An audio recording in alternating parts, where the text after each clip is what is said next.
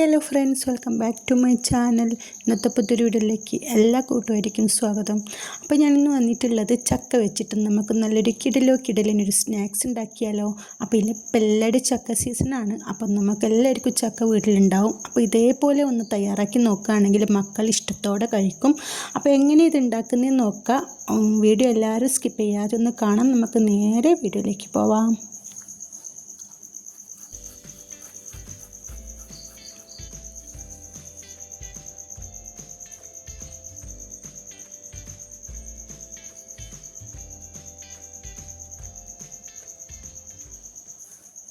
അതിനാവശ്യമായിട്ട് ആദ്യം തന്നെ ഞാൻ ഇതേപോലെ കുറച്ച് ചക്ക എടുത്തിട്ടുണ്ട് കേട്ടോ. അപ്പം നല്ല മൂത്ത ചക്കയാണ് എടുത്തിട്ടുള്ളത്, പഴുത്തതല്ല വേണ്ടത്. പച്ചച്ചക്ക ഇതേപോലെ എടുക്കാനായിട്ട് നോക്കാം. നിങ്ങൾക്ക് എത്രയാണോ ആവശ്യമുള്ളത് അത്രയും നിങ്ങൾക്ക് എടുക്കണം. ഞാൻ ഇതാ കുറച്ച് മാത്രമേ എടുത്തിട്ടുള്ളൂ.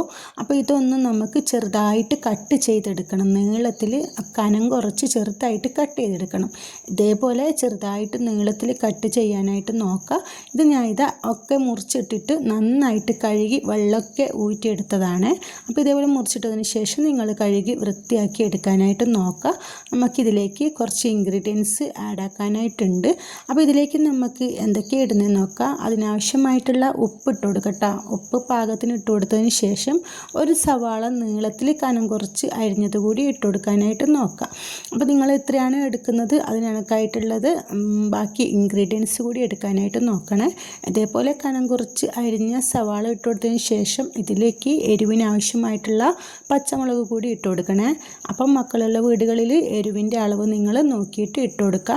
പച്ചമുളക് കൂടി ഇട്ട് കൊടുത്തതിന് ശേഷം ഇതിലേക്ക് കറിവേപ്പിലയും മല്ലിയിലയും കൂടി ഇട്ട് കൊടുക്കുക. അപ്പം മല്ലിയില ഞാൻ ഇട്ട് കൊടുത്തിട്ടില്ല. നിങ്ങളുടെ കയ്യിൽ മല്ലിയില ഉണ്ട് എന്നുണ്ടെങ്കിൽ മല്ലിയില കൂടി ഇട്ട് കൊടുക്കുക. അപ്പോൾ അതുകൂടി ഇടുമ്പോൾ കുറച്ച് കൂടി ടേസ്റ്റ് കൂടുതലാണ്.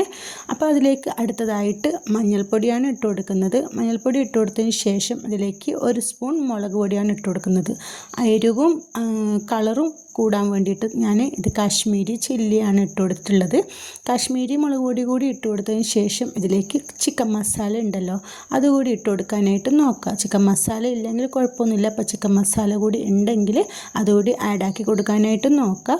ചിക്കൻ മസാല കൂടി ഇട്ട് കൊടുത്തതിന് ശേഷം ഇതിലേക്ക് അരിപ്പൊടിയാണ് ഇട്ട് കൊടുക്കുന്നത്. അപ്പോൾ അരിപ്പൊടി ഇതേപോലെ പച്ചരിപ്പൊടിയാണ്, നമ്മുടെ പത്തിരിപ്പൊടി ഉണ്ടല്ലോ അത് പൊടിച്ചതാണ്. നിങ്ങൾ എത്രയാണോ പച്ചരി പൊടി എടുക്കുന്നത്, പത്തിരിപ്പൊടി കേട്ടോ. പച്ചരിപ്പൊടി എന്ന് പറയുന്നത് പത്തിരിപ്പൊടിയാണ്, അത് തന്നെ എടുക്കാനായിട്ട് നോക്കുക. അത്രയും അളവിൽ തന്നെ ഇതേപോലെ കടലമാവ് കൂടി എടുക്കാനായിട്ട് നോക്കുക. രണ്ടും സെയിം അളവിൽ എടുക്കാനായിട്ട് നോക്കണേ.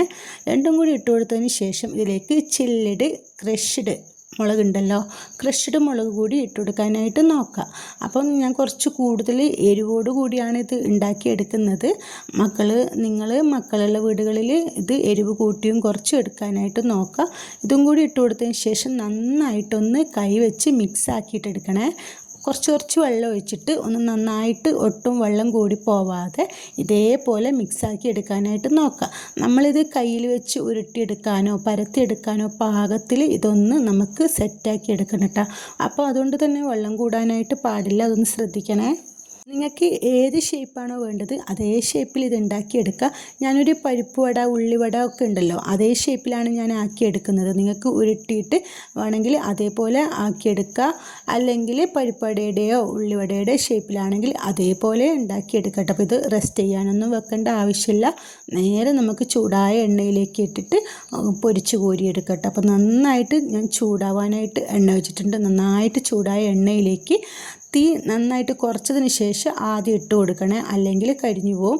ഇതേപോലെ നിങ്ങളെ പാത്രത്തിൻ്റെ വലുപ്പം അനുസരിച്ചിട്ട് നിങ്ങൾ ഇതിലേക്ക് ഇട്ട് കൊടുക്കാനായിട്ട് നോക്കുക. ഞാൻ 4 വെച്ചിട്ടാണ് ഇട്ട് കൊടുക്കുന്നത്. അപ്പോൾ ഇതേപോലെ ഇട്ട് കൊടുത്തതിന് ശേഷം ഒരു ഭാഗം നന്നായിട്ട് മുരിഞ്ഞതിന് ശേഷം മറ്റേ ഭാഗം കൂടി ഒന്ന് തിരിച്ചിട്ട് കൊടുത്തിട്ട് 2 ഭാഗം മുരിഞ്ഞതിന് ശേഷം ഇത് കോരി മാറ്റട്ടെ. അപ്പോൾ നമ്മളിത് ആയിക്കഴിഞ്ഞെന്ന് അറിയുന്നത് ഒരു ക്രിസ്പ്നെസ് ഉണ്ടാവും. അങ്ങോട്ടും ഇങ്ങോട്ടും നമുക്കൊരു സൗണ്ട് ഉണ്ടാവുമല്ലോ, ആ ഒരു സൗണ്ട് വരുന്ന സമയത്ത് നമുക്കിത് കോരി മാറ്റട്ടെ. അപ്പോൾ നല്ലൊരു ടേസ്റ്റിയാണ്, നല്ലൊരു വെറൈറ്റിയാണ്. ഈ ഒരു സ്മെല്ല് തന്നെ നമ്മൾക്ക് ഈ ഒരു സ്മെല്ല് മാത്രം മതി കേട്ടോ. അത്രയും സ്മെല്ലും അതുപോലെ തന്നെ ടേസ്റ്റുമാണ്. മക്കൾ ഇഷ്ടത്തോടെ കഴിക്കുകയും ചെയ്യും. എല്ലാവരുടെ വീട്ടിലും ഇപ്പം ചക്ക സീസൺ ആണല്ലോ, എല്ലാവരുടെ വീട്ടിലുണ്ടാവും. അപ്പോൾ എല്ലാവരും ഒരു തവണയെങ്കിലും ഉണ്ടാക്കി നോക്കണം. ഞാനിതാ മൊത്തത്തിൽ ഇതേപോലെ ഉണ്ടാക്കി എടുത്തിട്ടുണ്ട്. നമ്മൾ ടേസ്റ്റി ആയിട്ടുള്ള ചക്കവട ഇതാ റെഡി ആയിട്ടുണ്ട് കേട്ടോ. നല്ല ടേസ്റ്റിയാണ്, നല്ല വെറൈറ്റി കൂടിയാണ് കേട്ടോ. അപ്പോൾ ഇത് നല്ല ഹെൽത്തി കൂടിയാണ്. ഒട്ടും കെമിക്കലൊന്നും ഇല്ലാതെ വീടുകളിൽ നമ്മൾ വെറുതെ കളയുന്ന ചക്ക വെച്ചിട്ട് ഇതേപോലെ ടേസ്റ്റി ആയിട്ടുള്ള സ്നാക്സ് മക്കൾക്ക് ഉണ്ടാക്കി കൊടുക്കണേ. ഇന്നത്തെ വീഡിയോ കണ്ട് ഇഷ്ടപ്പെട്ടു എന്ന് വിചാരിക്കുന്നുണ്ട്. വീഡിയോ ഇഷ്ടപ്പെട്ടു എന്നുണ്ടെങ്കിൽ ചാനൽ സബ്സ്ക്രൈബ് ചെയ്യാനും ഷെയർ ചെയ്യാനും ലൈക്ക് ചെയ്യാനും മറക്കല്ലേ. Okay, thank you for watching.